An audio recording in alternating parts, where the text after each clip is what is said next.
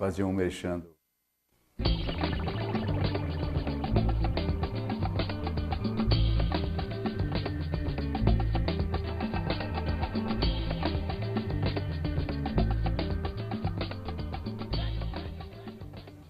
Oi pessoal, tudo bem? Bom dia, boa tarde, boa noite, o que for o momento do dia que você estiver nos vendo. Eu agradeço muito por vocês estarem aí, tendo a paciência de nos verem, e nós sempre temos, vocês sabem disso, o firme propósito de levar até vocês um bom entretenimento, um elevado teor de cultura, que também agora acontecerá.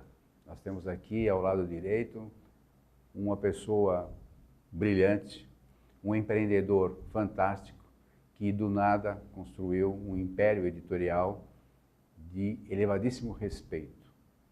Eu estou falando do Grupo Scortese e eu tenho aqui ao meu lado o que eu tenho a honra de chamar de amigo, João Scortese. Antes de passar para ele, calma. Já posso ir embora. Estraga tudo, é sempre assim. Segunda vez, logo vão te dar um crachá. Já posso ir embora. Eu quero novamente agradecer os trabalhos fantásticos técnicos da Betânia, da Luciana e do Márcio, sem o que nós não estaríamos aí nas ferramentas midiáticas de vocês. Agradecer também a Maria Estela Guedes, que a partir do seu site www.com, situado em Lisboa, nos abre as portas do universo lusófono, sem o que nós não teríamos tanta possibilidade desta audiência tão grande e principalmente tão qualificada, como eu sempre faço questão de frisar. Então, como eu falei para vocês, antes de passar para ele, deixa eu mostrar um livro para vocês, que é um livrinho pequeno, porém de uma importância vital, porque o tema deste livro, infelizmente, nos circunda. As drogas hoje infestam toda a população, seja do Brasil ou do mundo todo, e quem não é drogado ou não está drogado, sempre haverá de esbarrar em algum motivo para se lamentar. Ou é um parente, ou é um amigo, filho de um amigo, em suma. Desafortunadamente, nós temos que lidar com esse tema o tempo todo. Esse livro aqui, do Dr. Bernardo Campos de Carvalho, Drogas, o Início do Fim. Título apropriadíssimo, porque uma vez que você entra nesse campo das drogas, estou falando das drogas ilícitas, porque das lícitas a gente convive por aí. Mas quando você entra no campo das drogas ilícitas, é um caos. Muito difícil sair e a maioria não sai, só sai na horizontal.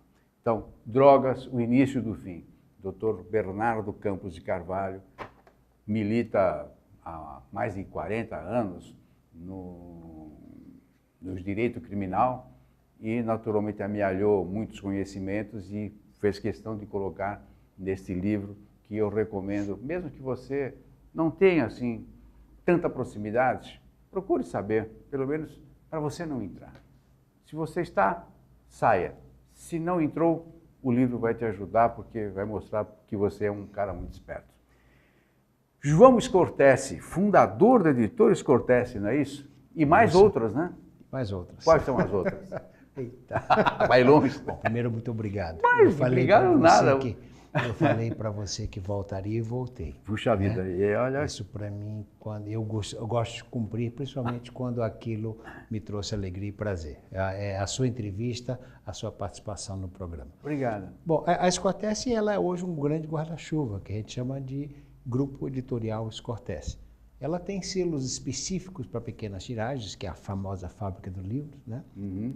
A gente tem o selo infantil, que é o Pingo de Letra. A gente tem o Publique Seu Livro, que já é uma marca. Enfim, a Scortese foi criando os seus selos editoriais à medida que ela foi crescendo. Ela cresceu em função da sua necessidade. Mas o que eu, desde bem jovenzinho, e lá se vai muito tempo, eu tenho a Scortese como uma editora que alavanca os novos autores, melhor dizendo, e aqueles que não têm guarida nas editoras outras. Continua esse diapasão? É o mesmo processo. A Scortese, ela é uma empresa que não mudou dentro daquilo que ela acredita. O que mudou foi o resto do mundo, tudo muda todos os dias. A Escotesse não, ela continua fazendo um trabalho específico para o escritor. Ano que vem completamos 35 anos. É um orgulho muito grande. Aliás, eu vou cobrar aqui algo que você publicamente mencionou. Está deixando mesmo? Sim. Já passei. É uma fundação Escotesse agora? Seria uma fundação, é isso mas mesmo? Na realidade ela é apenas um testamento hoje. Mas ela vai ser uma fundação. Eu estou preparando as pessoas para assumir, né?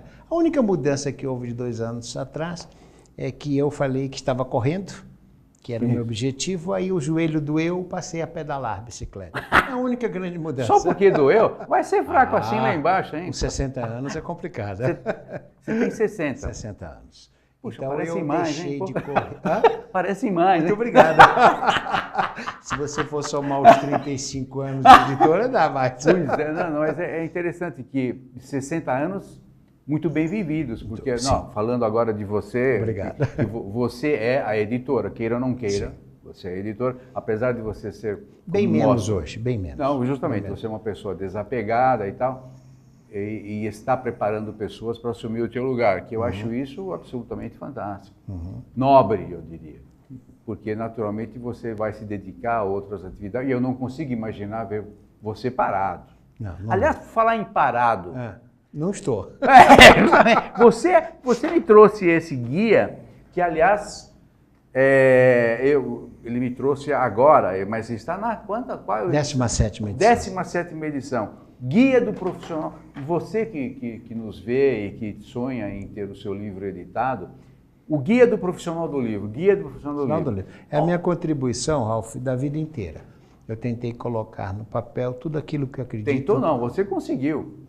É uma tentativa, tanto que a cada 6 meses eu sou obrigado a soltar uma edição nova, porque as mudanças são tão grandes, né, dentro do mercado. Você vê, há 10 anos atrás nós estávamos começando um mundo eletrônico, nós estávamos começando a segmentação do mercado editorial, as coisas vão mudando, leis. Agora, por exemplo, para o próximo número eu tenho que incluir aí a Lei Brasileira da Inclusão Social, da inclusão em relação a deficientes. Mas o que tem que ver o profissional do livro com a inclusão social? É obrigatório na função do editor e do autor saber. Hoje, quando você produz um livro, você tem que disponibilizar os arquivos desse livro para o mercado editorial, para as pessoas que não conseguem comprar o livro, ou facilitar para as pessoas que querem ter acesso à obra. Isso é uma lei brasileira. E como é que... Puxa vida, eu não sabia disso. Pois é, coisa nova, e tem que entrar no guia. E como é que qual é a característica dessa pessoa para se habilitar a obter a obra nesse lance que você acabou de falar? A lei é muito clara. Você está interessado em determinado livro, você tem que procurar o editor e fazer a solicitação. Acontece que as editoras não estão preparadas para atender. E a tua atende? Estou tentando. E como é que uma pessoa nessa característica faz para se dirigir até você? Por e-mail? Fácil. Escotesse.com.br. Escotesse com duplo C. Perfeito. .com.br. Nós estamos passando por um processo de adaptar os textos para poder atender. Por trás de tudo isso tem o direito do autor, que é talvez a grande dificuldade quando você publica um livro, não está especificado lá que você tem a obrigação de atender. Só que é uma lei que vem em cima de tudo isso. Mas isso naturalmente deve fazer parte de uma linha de um contrato de Agora, edição. os novos contratos, mas acontece que nós estamos sempre correndo atrás do rabo, né? Só reage, não age. Isso faz parte do mercado. Mas você também não tem, o editor ou o autor não tem a obrigação de imaginar que o ano que vem vai haver uma lei que vai propiciar esse tipo de facilidade. Não, mas você tem que reagir. Você tem que reagir, mas você tem que estar preparado para as modificações. E isso são constantes mudanças. O guia eu procuro atualizar a cada 6 meses. Justamente a cada 6 meses? 6 meses.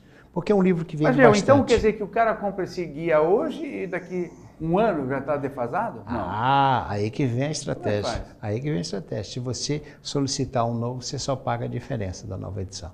Você devolve a edição anterior, a gente manda a nova. Desde que seja bonitinho, não esteja arriscado? Não necessariamente, porque você não vai usar mais? Ele não vai usar mais. Virar... A ideia é fazer com que a pessoa crie o hábito de solicitar sempre exemplar novo. Vamos falar isso mais claramente. Isso é muito bacana. Então vamos lá.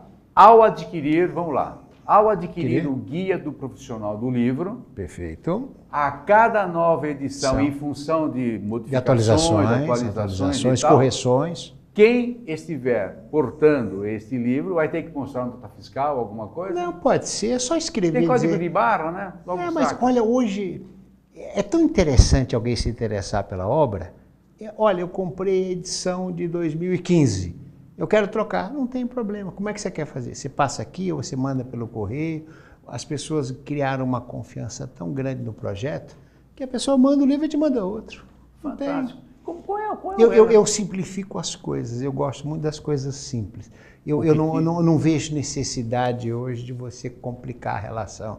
Você precisa apresentar nota. As pessoas não sabem nem onde está a nota fiscal. As pessoas não guardam. Claro. Por isso que eu perguntei. Não tem. Escuta, ninguém vai guardar a nota fiscal para... Não tem.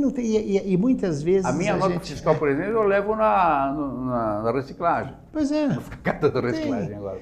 A ideia dentro da Scortese é não complicar. Eu sempre combati aquilo que eu posso achar que é complexo, aquilo que pode dificultar, entravar o escritor.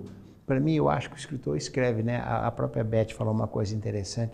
O escritor é a sua realidade. Essa é a minha.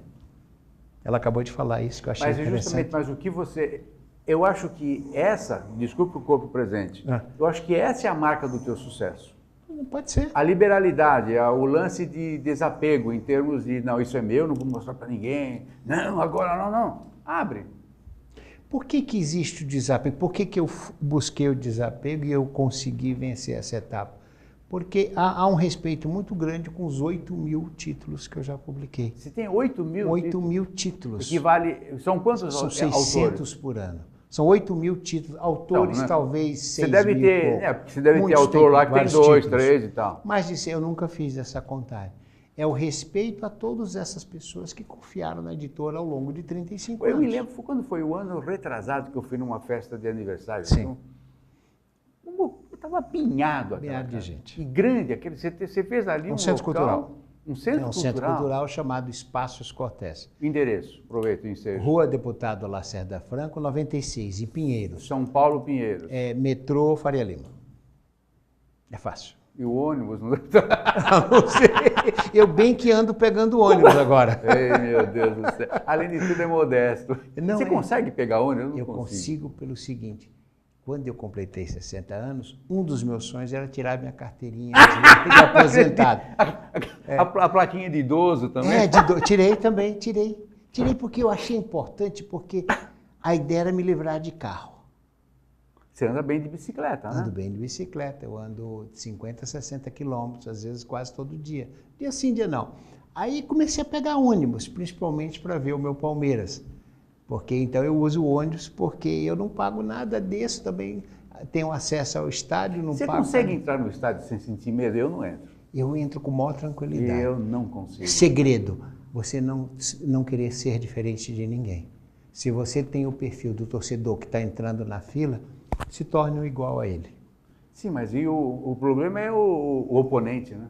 Que não é mais um torcedor contrário, é um oponente. Né? É só você se portar como ele, não mostrar que é diferente. Você estava falando de Paris, né? Na entrevista, eu gosto muito de ir a Paris e procuro me portar lá não como um turista. Não, lógico. Eu não Acho que é o segredo. Não precisa ir a Paris, você vai em Pindamonhangaba, tem que ser o local. O local, você tem que se portar, você não pode andar Em Roma, faça como os romanos, é óbvio. Pois é, lógico. Você não pode ir na Paulista, parar no meio da Avenida Paulista e ficar olhando para os prédios. Eu, por exemplo, quando eu chego importante. num local diferente, a primeira coisa que eu faço, compro um jornal local. Sim. Para me inteirar. E fico observando. Isso acho que vale para qualquer coisa. A minha luta sempre foi tentar ser o mais próximo do que o outro é. É onde eu consigo entender. Mas e onde é que fica a tua personalidade nisso? É onde ela cresce. Daí eu tiro os meus personagens, daí que eu tiro os personagens das minhas histórias. Você aprende sempre com os outros. Foi você que escreveu o negócio da pulga, do Sim. pasta de... Não, da pulga viciada em realidade virtual. Essa história é ótima. Na realidade é uma pulga que me mordeu, eu estava trabalhando, ela me mordeu no pescoço. E eu não podia perder aquela doída. Poucas pessoas foram mordidas por uma pulga. Então eu contei uma história da mordida da pulga e virou já é a terceira historinha que está saindo agora. Então eu transformo tudo isso em alguma coisa. Os dissabores, para mim, acabam sempre se tornando algo criativo. Como que é, se você não puder responder, não responda, não tem problema, que nós estamos num bate-papo aqui. Como é o relacionamento da Escortese com as livrarias? Hoje, muito bom. Já foi péssimo. Porque lá é uma atrás, queixa constante que eu vejo, não só de autor, como Tem uma editora, uma amiga nossa, não vou mencionar aqui, está fechando a editora porque não consegue se comunicar bem. É que o livro, o editor, com as livrarias. Vamos lá, às vezes o editor chega na livraria para o livreiro e diz, olha, eu escrevi o melhor livro do mundo. As coisas não são assim. Eu ouço isso uma vez por semana. Pois é. As coisas são difíceis, são complicadas. O outro lado, às vezes o outro lado está ficando com 50% do preço de capa, ele acha que aquele outro lado está ganhando muito, né? Na realidade, 100% é 100%. Eu sempre digo que quem mais ganha nessa história toda é o autor, desde que o livro venda. Se o livro não vender, ele não ganha nada, né? Então... Você fala em termos de empate de capital, sim, de espaço sim, e tal, sim. Tanto o autor contratado como o autor independente, ele só ganha se ele tiver resultado de venda. Mas nosso mercado é complicado.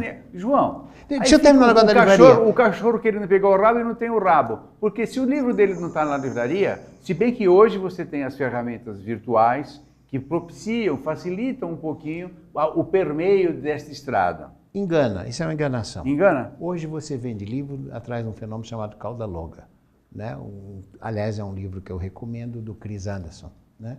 O fenômeno da cauda longa é você vender produtos, digamos assim, eletrônicos, digitais, dentro da própria cadeia. Por exemplo, a Livraria Cultura. Vamos pegar um exemplo, vamos citar a Livraria Cultura, do qual eu gosto muito. Nosso Pedro Reis, do qual eu admiro muito. Aliás, aprendo sempre com ele. Sempre quando eu acho que eu não vou aprender nada com ele, eu estou aprendendo com ele, com o Sérgio. Uma história ele é fabuloso. Bom, lá eles não conseguem, ninguém consegue ter mais do que 30% dos livros publicados. O resto está dentro do fenômeno da cauda longa. O que interessa para a cultura? Ter um grande cadastro, ter todos esses livros dentro, digamos assim, do seu chapéu, dentro do seu site, e onde é que as editoras falham? E não entregar a obra, ou a obra está esgotada e não comunicar, ou não fazer com que essa obra chegue até a livraria. A Escortese não. Primeiro, tudo que está lá, eu tenho talvez hoje lá 4.000, 5.000 títulos, no dia seguinte está lá. Esse é o meu compromisso. Portanto, se você perguntar hoje para a Livraria Cultura, ou Martins Fontes, ou não estou fazendo propaganda nem de A nem de B, não, todos recebem os nossos livros. Nós não temos pruridos comerciais aqui. Todos recebem os nossos livros. E eles expõem? Não, para quê? Para que expor? Para o público ver. O público está... Você tem que botar na vida. Não é assim que funciona. O livro da vitrine é o chamado best-seller, é o livro de grande apelo, o livro de interesse.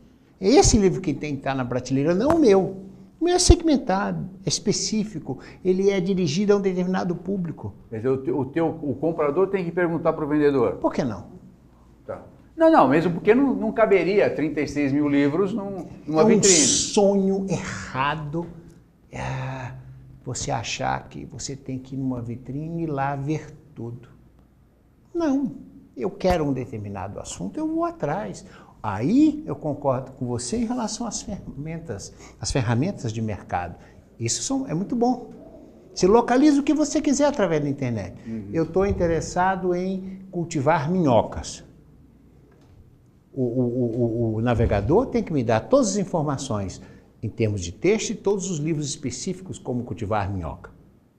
Eu tenho que ter um bom livro para atender essa necessidade desse consumidor. Eu estou trabalhando com conteúdo. É o chamado marketing de conteúdo. As livrarias é uma casa como qualquer outra, ela vai pôr na vitrine aquilo que ela acha que é melhor, o seu melhor produto, o livro de apelo, digamos assim, best-seller. Ela não vai botar um livro de um poeta que fez o seu livro de poesia para meia dúzia de pessoas. É uma inocência. É como eu vejo. Não, dentro dessa forma... Como você vê é o que é o real, porque são 35 anos, há que se ter um certo respeito por isso. Uma editora pequena publica 10, 12 títulos e quer que o livro dele fique lá na prateleira da Livraria Cultura? Não dá. Ou qualquer outro, né? Ou qualquer outra. Ele pode pagar, ele pode criar o seu espaço, ele tem que investir. Né? Às vezes o autor fala, meu livro não está em tal livraria. Não está e não vai estar. Quem sabe um dia, quando você escrever um grande livro, um best-seller, um livro de muito apelo, com certeza esse livro vai estar quando na prateleira. Quando você for um João Scortese, uma Betty Milan, vai por aí. Sim, sim. 30% do que se produz, Ralph, é o que chega às livrarias. 30% só? Só. E isso, você pega a Companhia das Letras, vamos falar da companhia. A companhia não conseguia colocar todos os seus títulos em livraria. Ela teve que abrir, tanto que fechou já, uma livraria específica para atender todos os seus títulos. A Companhia das Letras, que é uma editora seríssima, com um trabalho maravilhoso e livros a toda a prova. Muito bem feitos. Muito bem feitos e a toda a prova. Você pode perguntar para o Luiz ou para qualquer outra pessoa se eles conseguem colocar toda a edição em livrarias. Não conseguem. O start de uma editora de médio porte brasileiro é de 300, 400 exemplares. E como é que fica, então, o consumo disso? Porque o número de leitores, o número da população cresce, mas o número de leitor não. Diminui, na tua opinião? Nós estamos, não há dúvida. Esse negócio de dizer que o brasileiro lê o mesmo livro 4, 5 vezes, isso é uma bobagem. Primeiro que ninguém presta. Segundo, metade dos livros são vendidos, outra metade são doados ou fazem parte de um processo de distribuição ou biblioteca. Né? Nós não temos um mercado leitor. Aliás, no Brasil se discute muito as plataformas, se é plataforma papel, se é plataforma eletrônica. Nós devíamos estar discutindo outras coisas. Por exemplo... Como atrair o leitor, por exemplo. Desenvolver o hábito da leitura. Perfeito. Não interessa se você vai ler, às vezes eu estou viajando, viajo muito, você sabe disso. Quando eu estou viajando, eu leio no leitor eletrônico, que é mais fácil para mim. Eu não consigo, você acredita? Mas não consigo. Tenta que você vai conseguir. Tenho que sentir o cheiro Agora, do papel. quando eu vou no papel, quando eu estou em casa, ou quando eu estou na editora, eu adoro papel. Mas ficar viajando não. Até porque não, é um peso. Viagem, peso, tudo. Esse teu guia, né? Por exemplo, até que ele... É um livro de consulta, é um livro segmentado. E não é um livro pesado, hein? Não, é o tipo de papel. Por causa do papel. Que papel que é? É um papel especial, é um papel nacional. Você pode ver que ele é levinho, né? Muito leve. Ele é levinho. Eu tenho usado muito o Avena, de um fabricante. E é legal porque não tem reflexo, nada. Ele absorve. Adoro. Eu acho que o livro é um produto como qualquer outro. Principalmente agora que o livro é muito barato.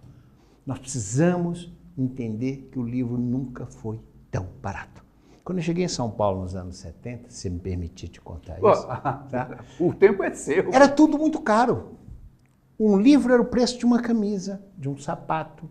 Um livro era o preço de um sapato. O lance do custo industrial. Sim. Uma bolsa de mulher. Hoje, Deus me livre, não posso nem falar de bolsa, porque as bolsas são caríssimas. Um sapato hoje comum custa 130, 140, 150 reais. Sapato comum. De homem. De homem, masculino. De mulher, nem vou falar. Sim. Né? Então, tudo encareceu muito. E o livro continua 39, 40, 50 reais. E nós precisamos, eu defendo até a ideia, nós precisamos urgentemente aumentar o preço dos livros.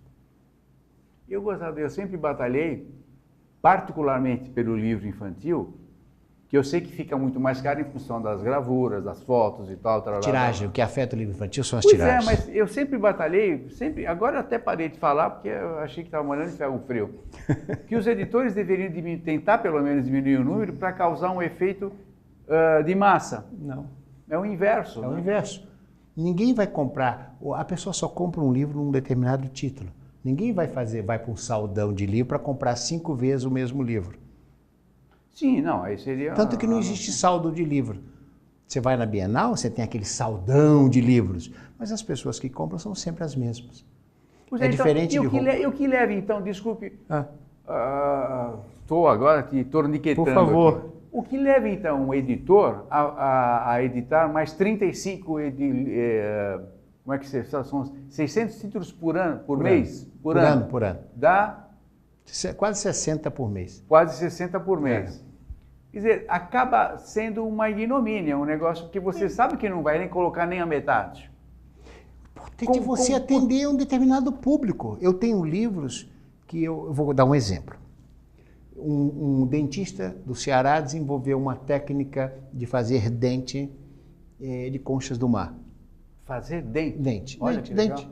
Tipo implante, esse negócio? Tá. Você pergunta para ele, quantas pessoas vão se interessar sobre esse produto? Ele fala, no máximo 50. Eu não preciso fazer 51. Ele te dá o perfil do usuário. Claro. São 5 coisas básicas para você traçar esse perfil. Primeiro, vamos acabar de fazer coisas que viram lixo ou que podem virar aparas. Vamos fazer as tiragens adequadas ao consumo, à necessidade, à demanda. Você tem família, você tem o caso de um autor desconhecido. Vamos pegar um poeta, que é o nosso caso. Que tem e que todo mundo gosta, mas dificilmente vende. Compra. Você tem família, você tem escola, você tem trabalho, vida social e vida literária. Você levanta de cada uma dessas pessoas o potencial de cada um. Você vai ter um número. Portanto, por que você fazer 500 livros de poesia, 1000 livros de um livro de poesia, se aquilo não vai vender? Para quê? Para você botar embaixo da cama? Sabe que eu tenho visto alguns colegas teus que atendem por demanda? Olha, 500 custa tanto, mas faça 1000 que vai custar R$1 a menos. E o coitado do autor muitas vezes se deixa levar. Isso eu acho que é caso de polícia. Sacanagem mesmo, né? Sacanagem, eu não ia usar esse o cara... termo. Não, mas induzir o cara a erro. Existe um né, negócio chamado custo de produção ou unidade subsequente de produção. Eu falo para os caras, você vai ter que comer 500 com farofa depois, pô. Vai dar para reciclagem. Os caras nem doação Ralph, eu vou te dar um número que é assustador. 2,63% do preço de capa de um livro é gasto hoje com estoque e armazenagem. O custo do espaço de armazenamento. Porque o livro não aceita luz, não aceita água, você tem mão de obra, você tem seguros, você tem uma série de despesas que acabam refletindo. É melhor, às vezes, você pagar um custo de produção um pouco mais caro do que você ficar guardando um livro por 2, 3, 4, 5 anos. Me desculpem, um livro parado 2, 3, 4, 5 anos não é estoque. Papel velho. Perdeu efeito, né, inclusive. Perdeu tudo, pô. Claro. Tanto que as editoras brasileiras, grande parte delas, está nesse livro aqui, não fazem depreciação dos seus estoques. A lei brasileira é muito clara, 9.610. Fala em depreciação a cada 3 anos. Todo mundo considera estoque. Então, se você realmente pegar um balanço de uma editora, se pegar lá o que ela tem em estoque, grande parte disso é papel velho. É duro admitir isso. Que horrível, né? É. Bom, me fala uma coisa. É assustador. Me diga uma coisa. Parece que você está aí agora num movimento de diretoria que é da Abigraf? Eu faço parte. Abigraf? Eu, além de editor, sou gráfico, tenho gráfica, né? Também, você sabe disso. Eu recebi um convite do qual me senti muito feliz, justamente pela minha experiência trabalhando com os números. Né? E recebi um convite da Abigraf São Paulo. A Abigraf é a Associação Brasileira da Indústria Gráfica, para ser diretor editorial. Eu quero acompanhar, e é o que eu já estou fazendo, todos os números de mercado, todas as vendas de governo, a relação editora-gráfica, porque parece que não se conhecem, né? Editor não conhece o seu gráfico. A Abigraf existe há quantos anos? Quase bastante. 70. É Quase bastante. 70. É bastante. Bastante. Agora, e até hoje os caras conseguem ter esse conflito interno? O editor não conhece, não conversa livre. Mas isso é um lance de ego ou é ignorância mesmo? Ignorância. Uma coisa acaba levando a outra. Uma coisa levando a outra e no fim é a mesma porcaria, né? Eu não quis ser tão indelicado. Eu tenho feito um trabalho que é público, que é aproximar as partes. Tem a ganhar, né? Só tem a ganhar. Eu nunca vi uma conversa você perder com uma conversa. Eu nunca vi. Se você me disser, eu conversei com fulano e eu perdi, eu acho que você não conduziu essa forma da forma adequada. Precisa levantar o teu tapete e ver se a culpa não foi sua. Pois é. Eu concordo com Portanto, isso, conversar. E onde eu vou, Ralph, eu tenho procurado conversar com o porteiro, conversar com o manobrista, com o trocador de ônibus, com todo mundo. Isso enriquece a tua têmpera, pô. É o que eu falo. Tem um grupo de networking que eu frequento e começa às 6 horas da manhã de sexta-feira. E vai até às 10. Bacana. É bacana mesmo. E é num hotel. Então, existe o café da manhã de hotel, uma coisa, você conhece, né?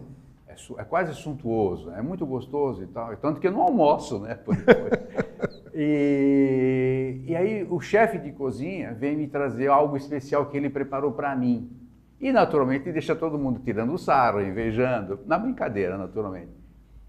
Mas por quê? Porque eu chego lá um pouco antes e fico conversando com o cara. Pois é. Ninguém faz isso. E a sua opinião para ele é muito importante. Não é só opinião, porque como vai a sua esposa, o filho e tal, não sei o quê, cria um elan que os caras não sabem fazer. E se sabem, não fazem. Por quê? Ah, é um cara de cozinha ou coisa do gênero. E você tem esse perfil de agregar pessoas, alinhavar expertises. Isso, a Abigraf vai sair gloriosa nesse lance. E tenho recebido muitos elogios, porque eu falo, gente, vamos conversar com aquela associação. Ah, mas eu já tentei. Eu falei, quanto você tentou, cara pálido? Ah, em 1900 e bola. É isso, então vamos Usava conversar. calça curta, essas coisas. Eu acho que a crise, que essa crise é bobagem, essa que está aí é bobagem. Nós temos um problema que é o desemprego, essa é séria. Mas essa crise é bobagem, é uma crise fabricada, né? O que nós precisamos retomar rapidamente do Brasil é o emprego, porque ela fragiliza a família. Não leva a outra não, também, são coisas totalmente diferentes. Se você tem uma crise, tem desemprego. Não. Você tem desemprego leva na crise. Porque Você o cara lembra, não consome, vamos voltar no tempo, lembra na época do Collor, do impeachment do Collor? 30 dias depois, quando o Itamar assumiu, a economia voltou a funcionar. Nós já temos indícios de uma melhora da economia. O que houve, o azar dessa história toda é que demorou muito. E ela afetou principalmente o salário de pessoas da mão de obra mais barata, que sofre muito. Mas, João, isso não é psicológico tanto de um lado quanto do outro? Não, porque você tem uma crise psicológica e você tem uma... Fora da crise, também em termos de psicologia. O brasileiro funciona muito nesse... O empresário brasileiro adora um pouco de recessão. Gosta, né? Adora. Porque primeiro você interrompe o ciclo digamos assim, do cara ficar trocando de emprego toda hora. Você segura. Terceiro, você contrata pessoas que você não contrataria, eu não conseguiria contratar se você tivesse um aquecimento como nós tínhamos. Estava difícil você trabalhar, você investia, você treinava uma pessoa, essa pessoa ia embora. Então a recessão... E muitos não treinavam porque vou treinar, o cara vai embora, então fica um ciclo esquisito também. Hoje você, claro, não chegar ao ponto que chegou. Nós estamos tendo um problema de credibilidade. Eu posso arranjar... Institucional, né? Institucional. Mas não, o Brasil é forte, o Brasil é poderoso. É mais sorte que eu e você junto e todo mundo. O que precisa retomar imediatamente, isso dói, é o desemprego. Porque você vê o trabalhador, o pai de família sem emprego, o cara não tem o que comer, não tem como pagar, porque aí ele foi vendido os sonhos, né?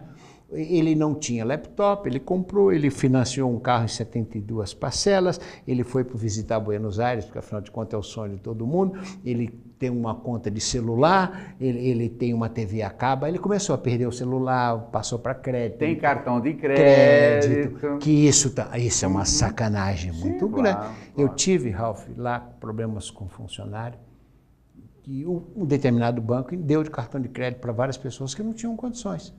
E o cara sai gastando. Sai gastando, cria um atrito com a empresa, porque você se sente na obrigação de ajudar, né? Você tem que tomar o cartão, pagar a dívida dele. Você interfere na vida do cara. E o cara. Isso é ruim. E o cara, quando perde o emprego, na realidade, ele perde muitas vezes a dignidade. Dignidade. Agora, pode ter certeza, nós estamos vivendo no mundo inteiro. O mundo não encontrou ainda para que lado ele pode voltar a crescer, porque ele não tem segurança.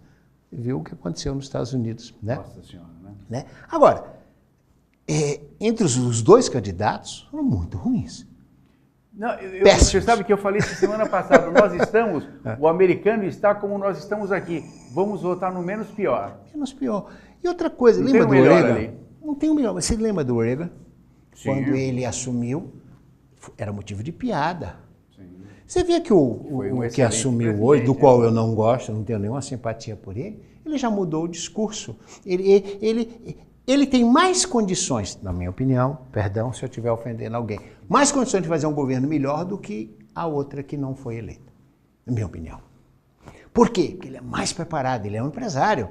E ele não ficou rico, ele não venceu a troco de nada. Tem uma outra coisa que eu também detesto o cara, tá? Eu não gosto nenhum dos dois, portanto. Não, eu acho que o Trump é um sujeito detestável na tese. Na tese. Todavia, ele não enganou ninguém. Não enganou ninguém.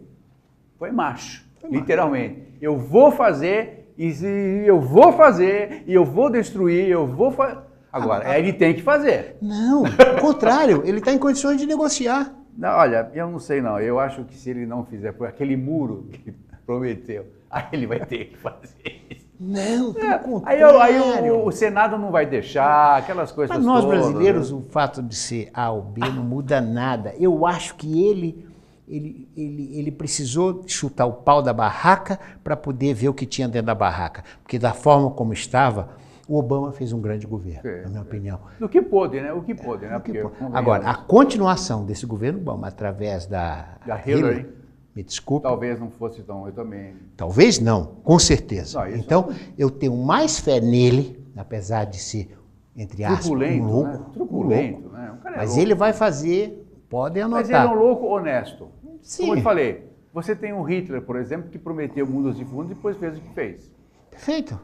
Esse cara não, eu vou fazer, eu vou bater, se prepare, porque eu vou bater, eu vou tirar, e eu espero que ele faça, porque se não fizer, o mundo inteiro está querendo conversar com ele agora. É lógico, e vai ter que conversar. O mundo inteiro está querendo conversar. Cara, vamos voltar continuar o nosso papo. Não, acabou o Mil tempo. Perdões, mil perdões. Acabou o tempo. Pessoal, vocês perceberam que ele consegue falar mais do que eu. Aliás, todo mundo que senta aí fala mais do que eu, felizmente. Né? Meu caro, muito obrigado. Muito obrigado, eu que agradeço. Bom, www.scortese, com mudo, cci.com.br. Eu gosto de conversar sobre 3 coisas, sobre livro, adoro sobre livro, agora não mais sobre corrida, quem quiser pedalar comigo, eu adoro pedal, quero fazer tudo sobre pedal, tá certo? E a terceira? A terceira é esse carinho que voltou dentro do meu coração de tentar fazer alguma coisa sobre o mercado editorial brasileiro. Eu estou muito entusiasmado com isso.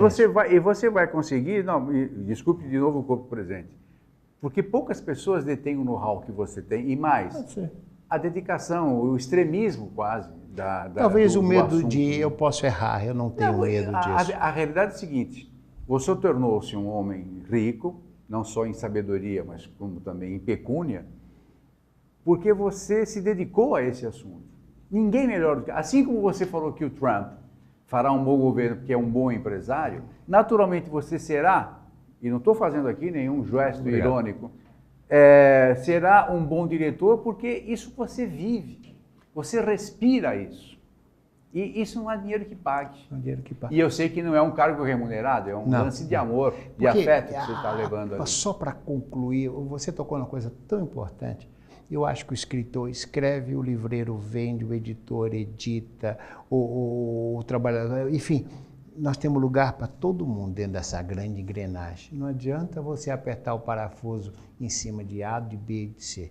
Tá certo? A vida é uma grande chave de grifo. Sim, você tem, aperta o todo. Não adianta ou solta o todo. Não adianta você colocar um prego na areia. Não adianta. Tem que ter um buraquinho ali. Meu caro, mestre, muito obrigado. Muitíssimo obrigado. Eu tenho a grande benesse de continuar o papo com ele depois que as câmeras se encerrarem. Mas, meu caro, muito obrigado. Muito obrigado. Mesmo, muito obrigado. Mesmo. Daqui 2 anos voltamos de novo. Por que não um? É que deixa eu correr, deixa eu pedalar um pouco. E eu estou pensando em pular de paraquedas.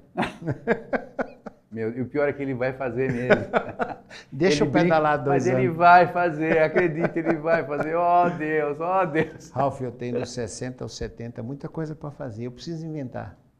E você não precisa de muito para inventar. Gente, muito obrigado pela paciência, pela dedicação e até a próxima. Tchau, tchau. Obrigado.